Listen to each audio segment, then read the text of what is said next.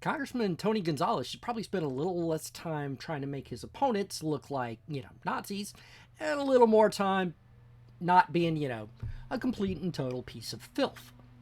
Welcome back, everyone. And if it's your first time here, just plain welcome. Now, I always thought Tony Gonzales is one of those guys who, preferred to eat a corn dog while making eye contact with another dude, or, ate bananas because of the shape, not the taste. And lastly, preferred a Snickers upside down for that veiny texture. It turns out, though, that he's actually a married man and has got a bunch of kids, which doesn't preclude the other stuff.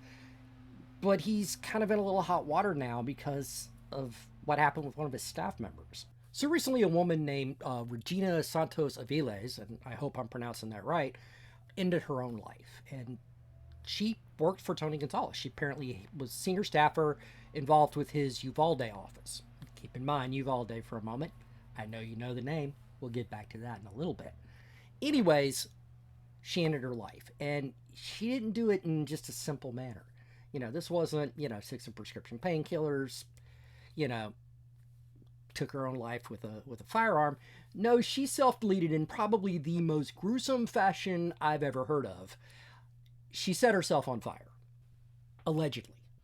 Now, pretty early on, this was, always going to be a bizarre case, and her connection to Gonzales, really kind of a big deal. But this kind of a gruesome fashion is really disturbing. And the fact that Tony almost immediately did everything he could to get the police to suppress the 911 call just made it feel that much hinkier. But then a report came out from the Daily Mail, of all places, that apparently Gonzales and his senior staffer at his Uvalde office were, well, apparently he was giving her the old Bill Clinton treatment, if you know what I mean. That's right. They were having an affair, allegedly. So apparently Tony was having an affair with a woman who, for some unknown reason, decided to self-delete in the most gruesome manner possible, a way that most people, when they take their life in this manner, do so to make some kind of a statement.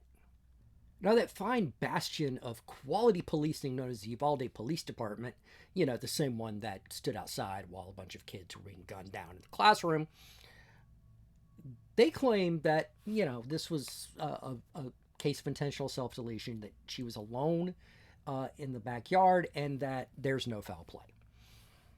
The family looks at it a little differently. They don't necessarily think somebody intentionally hurt her, but they don't think it was intentional self-deletion either. They think it was an accident. Parents, family reports that her last words were, "I don't want to die," which doesn't really prove anything one way or another. But as if things didn't look hinky enough already, the Uvalde police chief decided to throw an endorsement out for Tony Gonzales smack dab in the middle of the investigation. Yeah. Does that look, like maybe there was some bias going on? So what we have is an alleged lover of a sitting United States congressman dying in a very, very gruesome fashion, where family says she did not appear to be interested in self-deletion.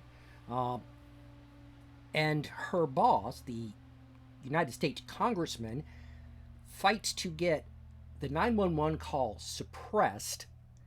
The police chief endorses said congressman, and we're supposed to just pretend none of this is going on? Are you freaking kidding me, Tony? Seriously, dude, what the fuck?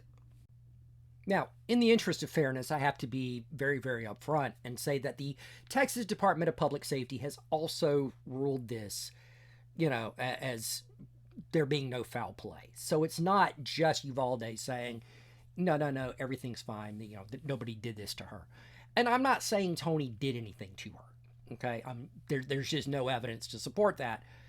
But this is just a weird case, and Tony Gonzales is at the center of it.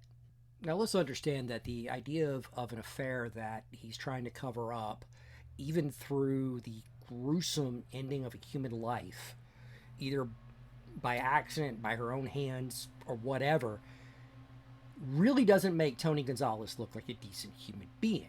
And the fact that this is someone who spent an entire campaign trying to paint Brandon Herrera as a Nazi, a racist, a terrible, terrible human being who blatantly misrepresented clips from podcasts and things like that to make it look like he's making light of situations that he wasn't. He didn't. He was already a disgusting human being, in my view. But now a 35-year-old woman and mother is dead. And somebody Tony had a relationship with, either romantic or just professional. And his first thought is, how can I cover my own ass? Because I just don't see how it can be anything else. You don't do all this stuff unless you're trying to cover something up. Why? Now, I'm not saying there's not some more benign reason for any of this, because just because I can't think of it doesn't mean it doesn't exist. This is just a matter of being fair.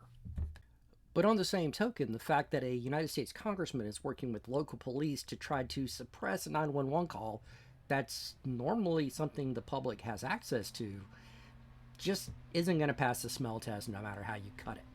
If this is a big nothing burger, then, go right ahead and Tony, just tell the world, tell everyone what was going on, right? Transparency, always the better, option here, because the cover-up tends to destroy more people than the actual offense. All you got to do, open up, tell us what the fuck is going on, Tony. Because let's be honest, if you don't tell us what's going on, we're going to have to figure it out for ourselves, and our brains are going to go to much juicier places than the truth. So you might as well get it over with now. But with that said, I'm going to wrap it up here. I'm curious, what do you think? What's your take on the whole thing? I want to know. Go down in the comments. Let me know what's on your mind. While you're down there, do me a solid and hit that like button, subscribe, and the notification bell. All of that jazz. Every little bit of it helps, boost the algorithm and all that stuff. In fact, just throw a comment going hi, and it's a big help. And while you're at it, take a look down below. There's the link to Brandon Herrera's campaign, contribution, where to donate to his campaign, because let's be honest, he's just not a raging piece of shit like Tony.